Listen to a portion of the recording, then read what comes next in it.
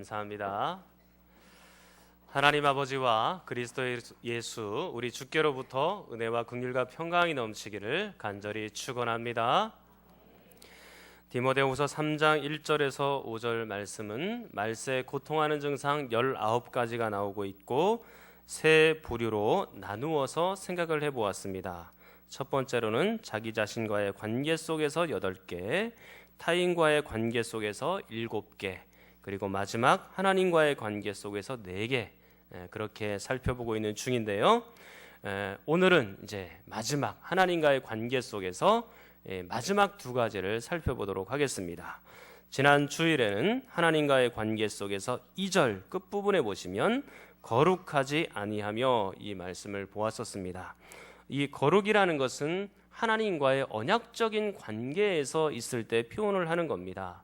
그래서 하나님께 우리가 자녀가 되었을 때, 하나님의 자녀가 되었을 때 우리는 하나님과 하나의 약속과 언약을 맺게 되는데, 어떤 약속을 맺는 것이냐면 우리는 하나님의 말씀에 전적으로 순종하겠습니다 라는 이제 약속을 하게 되는 겁니다.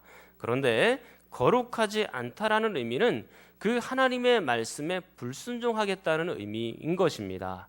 그래서 하나님의 말씀대로 살아가는 것, 그것이 바로 거룩이다라고 말씀드릴 수 있겠습니다. 그리고 3절 끝부분에 보시면 선한 것을 좋아하지 아니하며, 그렇게 두 번째로 나와 있는데요. 하나님께서 선과 악의 온전한 기준이 되어 주시는 것이죠. 그래서 하나님께서 기뻐하시는 일을 할 때는 선한 것이지만 기뻐하지 않는 일을 하면 악한 것이 되는 겁니다. 말씀에 순종하면 선한 거예요. 그러나 말씀에 불순종하면 악한 것입니다. 그래서 하나님의 말씀에 순종하는 여러분이 되기를 축원합니다. 거룩한 것이나 선한 것을 좋아하는 것이나 모두 다 하나님의 말씀의 순종과 연관이 되어 있다라는 것을 깊이 깨닫고 하나님의 말씀에 순종하는 생애가 가장 기쁘고 복된 생애가 되는 것입니다. 그래서 오늘은 이제 마지막 3번째, 4번째 보도록 하겠는데요. 먼저 4절을 여러분이 한번 읽도록 하겠습니다. 자, 4절입니다. 시작.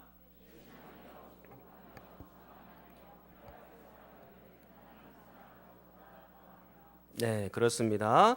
뒷부분에 보시면 쾌락을 사랑하기를 하나님 사랑하는 것보다 더하며, 그렇게 나와 있는데, 이것이 말세에 하나님과의 관계 속에서 고통되어지는 그 증상들을 우리에게 얘기하고 있는 겁니다. 쾌락을 사랑하기를 하나님 사랑하는 것보다 더한다. 이것은 합성어예요. 쾌락 더하기 사랑, 하나님 더하기 사랑. 그래서 이 두 단어가 합쳐져 있는 것입니다. 1절부터 5절까지 이 사랑과 합성이 되어서 나타나는 단어가 있는데요. 먼저 2절에 보시면 자기를 사랑하며, 그 다음에 또 뭐가 나오죠? 돈을 사랑하며, 그렇게 되어 있습니다. 그리고 3절 끝부분에도요, 선한 것을 좋아하지 아니하며, 그렇게 되어 있는데, 이 좋아한다는 말은 사랑한다는 말이에요. 그래서 선한 것 더하기 사랑, 그렇게 표현이 되어 있고요.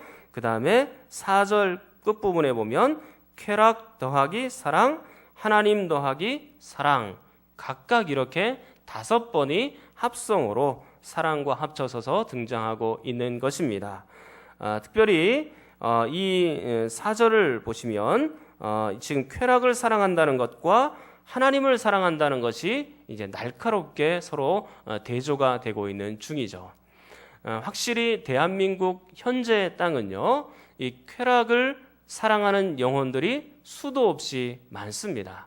그 대표적인 쾌락을 살펴보면 먹는 것과 또 성적인 것이라고 표현할 수 있을 것 같아요.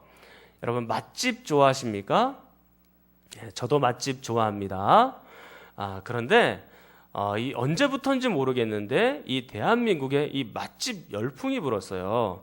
그래서 이 맛집을 찾으려고 하면 누구나 다 쉽게 찾을 수 있는 그런 상태가 되었습니다. 어떤 분들 이야기를 들어보니까요, 이 갈비탕이 어느 집이 맛있다 그래갖고요, 차를 타고 3시간 동안 가서 갈비탕 먹고 오셨다라는 얘기를 들어본 적이 있습니다. 물론 우리 교회뿐은 아닙니다. 예, 갈비탕을 3시간씩 달려가면서 즐거운 마음으로 달려가셔서 잘 먹고 오셨대요. 저는 드는 생각이 교회를 올 때 그런 좀 간절한 열망을 가지고 오시면 좋겠다. 그런 바람이 마음속에 들었던 것입니다. 자, 그런데 이 성적인 것은 참 말도 언급하기가 굉장히 참 민망할 정도죠. 이 성적인 것이나 이 먹는 것이 굉장히 이 대한민국 땅에 이렇게 불게 된 이 원인 중에 하나가 인터넷이나 아니면 영화나 TV다 그런 생각이 듭니다. 여러분, 물론 TV나 영화가 순기능은 있어요. 우리에게 정보를 제공해주고 다큐멘터리나 특강 같은 걸 보면 굉장히 또 유익하기도 합니다. 저도 얼마 전에 이제 EBS에서 그 인문학 강의를 이렇게 들은 적이 있는데 여기 굉장히 저한테는 유익하더라고요.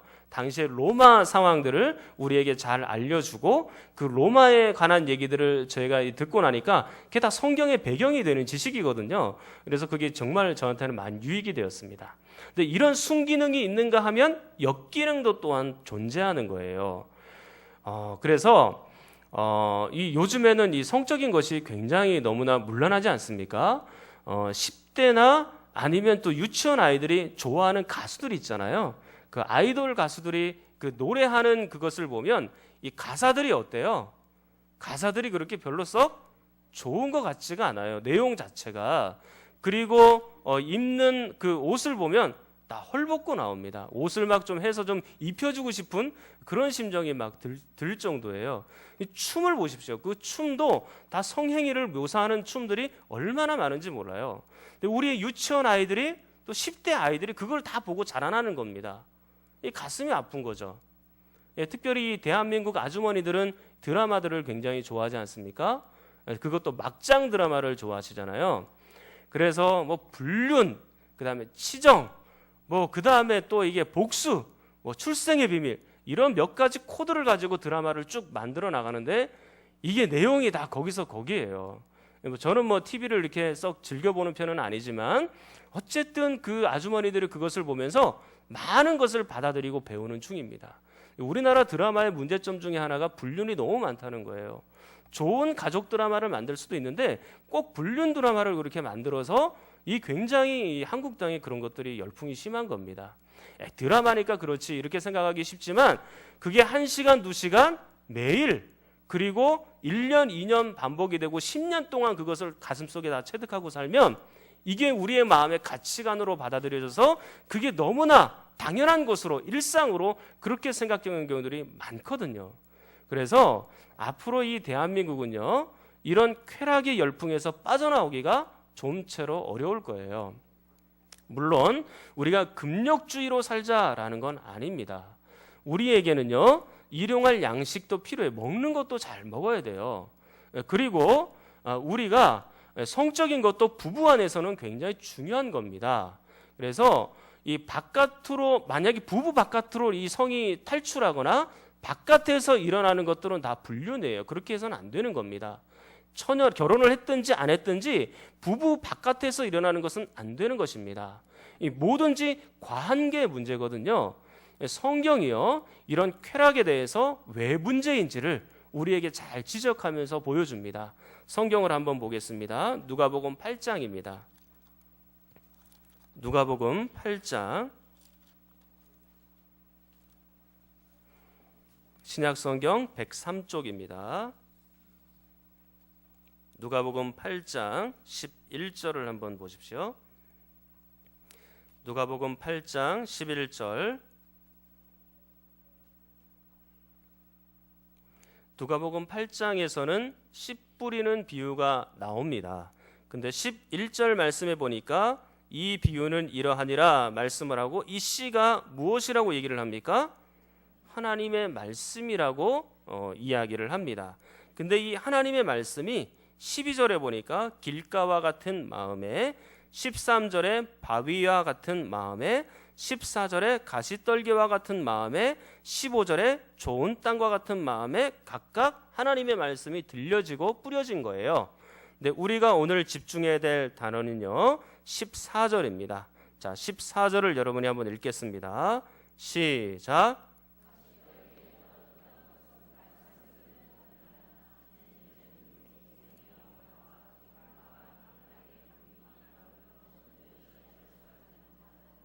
네, 그렇죠. 지금 열매가 뿌려졌으면 반드시 거둬야 되는 게 있는데, 씨가 뿌려졌으면 반드시 거둬야 되는 게 있는데 그것이 바로 열매예요. 열매가 결실이 되어서 잘 자라나야 되는 것이 굉장히 중요한 것입니다. 그런데 그 열매를 맺지 못하게 하고, 그리고 결국에는 하나님의 말씀을 듣지 못하도록 만들고, 그리고 하나님의 말씀을 외면하고 무시하도록 만드는 요소가 14절에 지금 들어가 있는 겁니다. 여러분 잘 보십시오. 뭐가 있습니까? 첫 번째 요소로 이생의 염려가 있죠. 그리고 두 번째로 뭐가 있습니까? 재물이 있어요. 그리고 세 번째로 뭐가 있습니까? 향락이라는 것이 있는 겁니다. 여러분 지금 이 세 번째 요소인 이 향락이요, 디모데후서 3장 4절에 나와 있는 쾌락과 원문으로 보면 동일한 단어다라는 걸 기억을 하십시오. 그러니까 지금 우리에게 말씀하고 있는 바가 뭐예요? 하나님의 말씀이 우리 가운데 떨어졌음에도 불구하고 그것이 열매 맺지 못하도록 하는 가장 큰 요소 중에 하나가 뭐가 있는 거예요? 향락이라는 것이, 쾌락이라는 것이 존재하고 있다라는 겁니다. 하나님의 말씀이 떨어졌으면 그게 열매 맺혀야 되고 그 하나님의 말씀에 반응을 해야 되는데, 하나님의 말씀에 민감하게 반응하지 못하게 하고 하나님의 말씀을 듣지 못하게 하고 하나님의 말씀이 귀하게 우리의 삶으로 나타나지 못하도록 만드는 요소가 바로 쾌락이라는 거예요. 우리의 신앙의 성장을 방해하고 있는 겁니다. 그렇기 때문에 이 세상적인 쾌락이 과하면 그게 이제 문제가 크게 되는 겁니다. 정말로 이 세대는요, 쾌락을 사랑하기를 하나님 사랑하는 것보다 더한 세대가 되었어요. 그래서 이 쾌락의 노예가 되고 이 쾌락이 시키는 대로 사람들이 자기 마음대로 그렇게 살아가고 있는 중입니다. 이제 어떤 분들은 이렇게 말씀을 하세요. 인생이 한 번뿐이니까 이제 내가 즐기면서 좀 살아야 되겠다, 이렇게 말하는 분들이 계세요. 그러나 사랑하는 성도 여러분, 한 번뿐인 인생이기 때문에 더 소중하게 살아야 되겠다, 그런 마음이 들지는 않으십니까? 내가 한 번뿐인 인생이기 때문에 하나님을 잘 섬겨야 되겠다, 하나님의 말씀대로 살아가야 되겠다, 그런 마음이 들어야 되는 것이 우리의 영혼 안에 들어있는 DNA다라는 것입니다. 사랑하는 성도 여러분, 여러분들은 하나님을 오히려 잘 섬기며 살 수 있기를 축원합니다. 이 세상적인 것이, 세상적인 쾌락이 없어도 정말로 우리가 하나님 안에 있으면 즐겁고 행복하다는 것을 많은 사람들에게 보여주며 그렇게 살아갈 수 있기를 축원합니다. 이 세상적인 쾌락은요, 하나님을 직접적으로 만나고 체험하면 이길 수가 있는 거예요. 그리고 하나님 안에서만 온전한 쾌락이 존재하는 겁니다. 이거는 말초적인 것, 그리고 우리의 세상적인 쾌락은 우리를 순간적으로만 기쁘게 할 수 있는 거예요. 우리를 온전하게 영원한 세계로 인도하고 하나님의 품으로 인도할 수 있는 것은 온전히 하나님의 말씀을 통해서, 그리고 주님의 품 안에 있는 그 놀라운 쾌락과 행복을 통해서만 이루어진다라는 것을 꼭 기억을 하셔야 되는 겁니다. 여러분, 이 세상의 쾌락이 아니라 하나님 주시는 쾌락과 행복에 집중하는 여러분이 되기를 간절히 축원합니다. 자, 이제 우리 다시 디모데후서 말씀으로 돌아오도록 하겠습니다. 디모데후서 3장입니다. 3장 5절입니다. 하나님과의 관계 속에서 말세에 고통하는 증상 네 번째를 보도록 하겠습니다. 자, 5절 여러분이 읽습니다. 시작.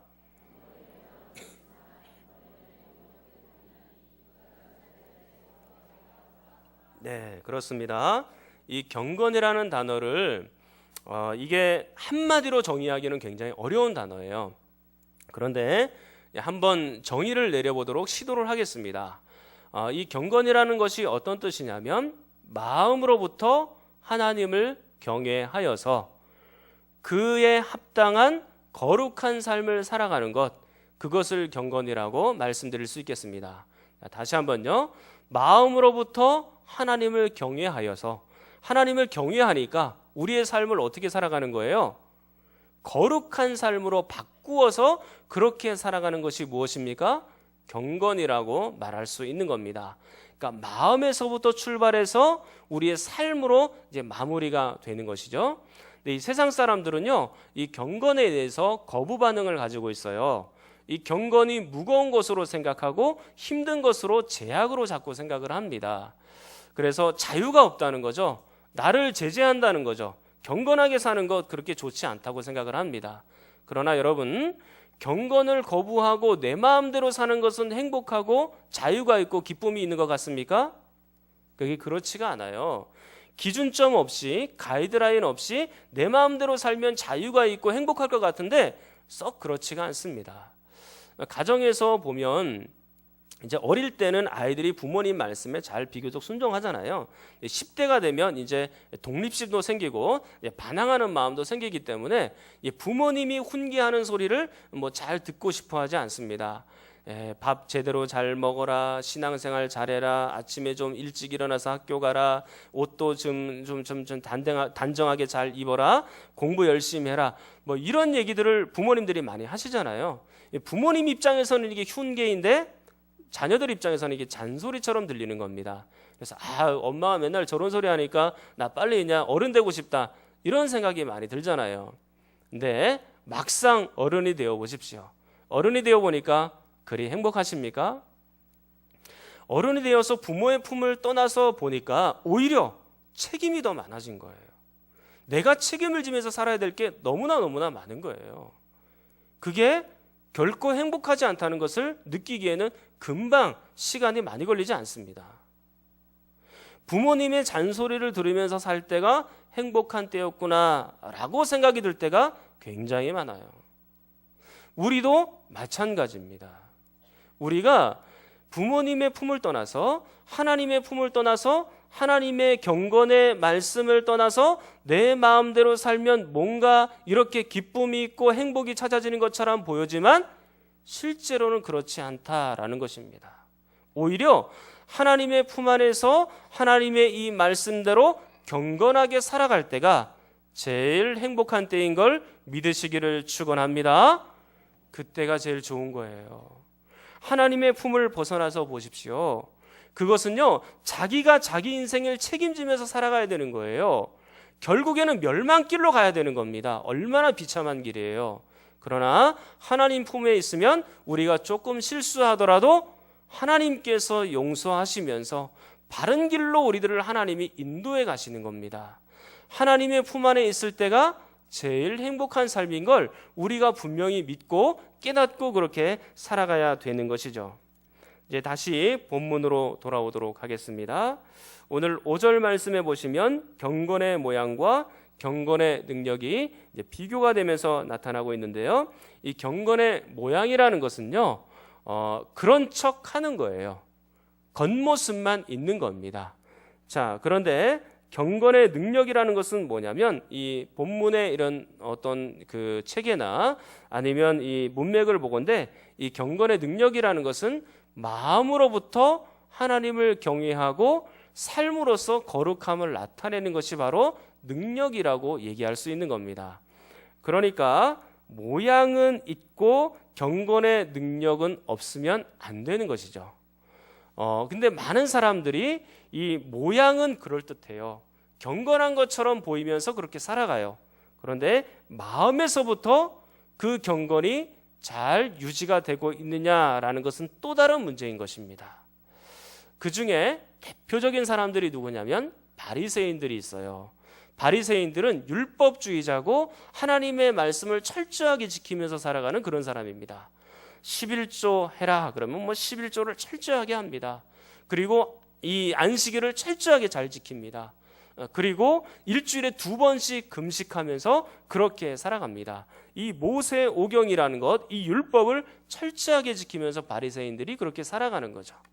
그러나 그들의 모양은 있지만 경건의 능력, 그 마음에서부터 시작되고 있느냐라는 것은 다른 문제인 겁니다. 그래서 예수님이 이렇게 바리새인들에 대해서 말씀합니다.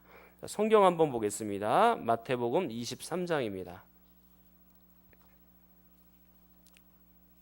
마태복음 23장입니다. 신약성경 맨 앞에 있습니다. 마태복음 23장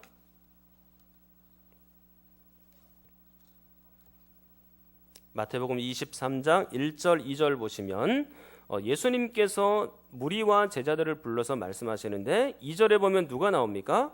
서기관들이 나오고 바리새인들이 등장하죠. 자, 그런데 이들에 대해서 예수님이 이렇게 말씀하세요. 5절에 보면 그들의 모든 행위를 사람에게 보이고자 하나니 그랬습니다. 그들의 행위가 있어요. 삶이 있고 경건의 모양도 있는 것처럼 보여진다, 그 얘기입니다. 그런데 그 모양의 예가 이제 5절 뒷부분에 나오거든요. 경문띠를 넓게 하며 그랬습니다. 이것은 성구라고 생각을 하시면 될 것 같아요. 성경 구절을요 써가지고 몸에다 붙이고 다니는 거예요. 그래서 팔이나 아니면 이마에 이렇게 성경 말씀을 붙이고 다니는 유대인들이 많이 있는데요. 자, 그 말씀을 붙일 때 띠가 좀 필요하잖아요. 고정시키려면. 근데 그 띠를 어떻게 하는 거예요? 넓게 하는 거죠. 나는 이 하나님의 말씀을 이렇게 붙이고 다니는 경건한 사람이야 라고 표시하면서 다니는 거예요. 그리고 옷수를 또 길게 늘어뜨리면서 그렇게 경건한 척하면서 그렇게 살아가는 겁니다. 그런데 6절 7절을 한번 보십시오. 경건의 모양은 있으나 예수님께서는 이렇게 평가를 하는 거예요. 자, 6절 7절 여러분이 읽습니다. 시작.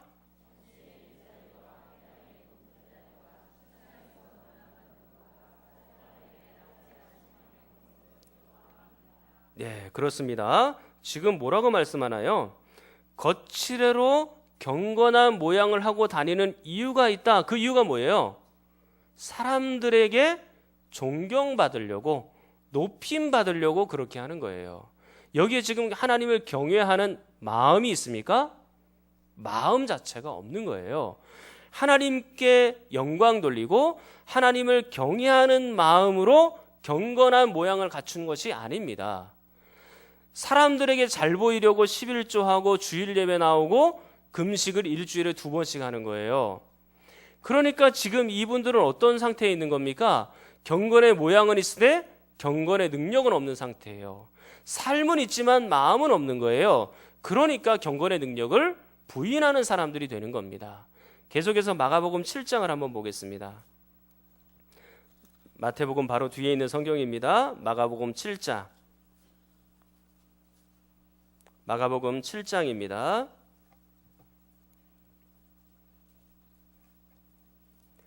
마가복음 7장 보시면 1절에 보니까 또 누가 등장하고 있습니까? 바리새인과 서기관들이 등장하고 있죠. 자, 이 사람들이 예수님께 모여들었는데 2절에 보니까 그의 제자 중 몇 사람이 부정한 손, 씻지 아니한 손으로 떡 먹는 것을 보게 된 겁니다. 이제 유대인들의 전통은 바로 이겁니다. 3절, 4절에 있는 거거든요. 유대인들의 전통은요, 음식을 먹을 때는 손을 씻고 먹어야 되는 거예요. 이게 이제 장로들의 유전입니다. 바리새인들은 이런 것들을 철저하게 잘 지켰고요. 만약에 이것을 어기면 죄가 된다고 생각을 한 겁니다. 그런데 5절에 보니까 이렇게 말씀을 해요. 이에 바리새인들과 서기관들이 예수께 묻되 어찌하여 당신의 제자들은 장로들의 전통을 준행하지 아니하고 부정한 손으로 떡을 먹습니까? 라고 항의하면서 물어본 거예요. 그때 예수님께서 6절 말씀에 이렇게 바리새인들을 평가합니다. 자, 6절을 한번 여러분이 읽겠습니다. 시작.